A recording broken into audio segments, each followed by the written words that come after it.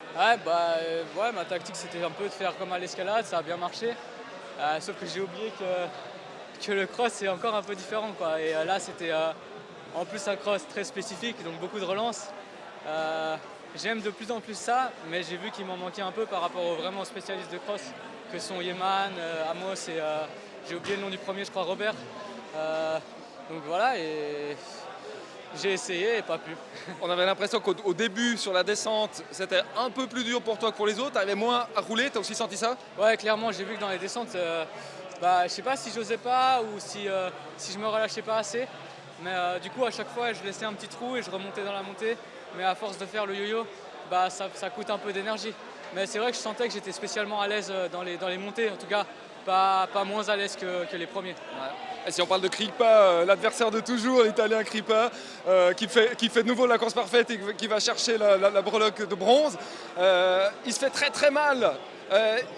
Il te lâche alors que toi tu t'es fait très très mal et ensuite lui il explose et on se dit mais tu pourrais revenir.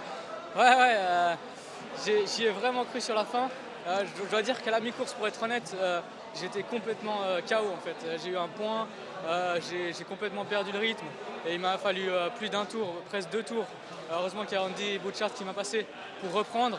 Et après, sur la fin, j'ai eu le second souffle du semi-marathonien et j'avais presque envie de refaire un tour. Et voilà, et je l'avais en point de mire. Je me disais merde, faut que je le rattrape avant la descente parce qu'après, à la descente, c'est mort quoi. Même si on est KO, on peut toujours relancer. Et j'ai sprinté, mais voilà, il me manquait rien quoi. Je l'ai un peu là parce que Yeman, je l'ai jamais battu.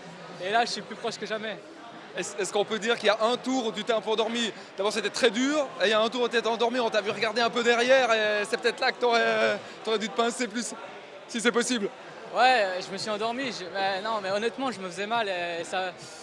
J'ai eu un moment de déconcentration, je pense. Et du coup, j'ai complètement perdu le rythme. Et j'espérais que je pouvais récupérer. Et comme j'ai une très bonne endurance, ça s'est passé.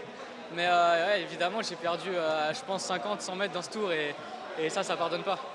L'apprentissage continue, le double recordman d'Europe sur route du 10 km et du semi-marathon. Nous, pour Delaware, on a adoré cette course et ça donne envie de voir des très grandes choses tout bientôt. Merci à vous.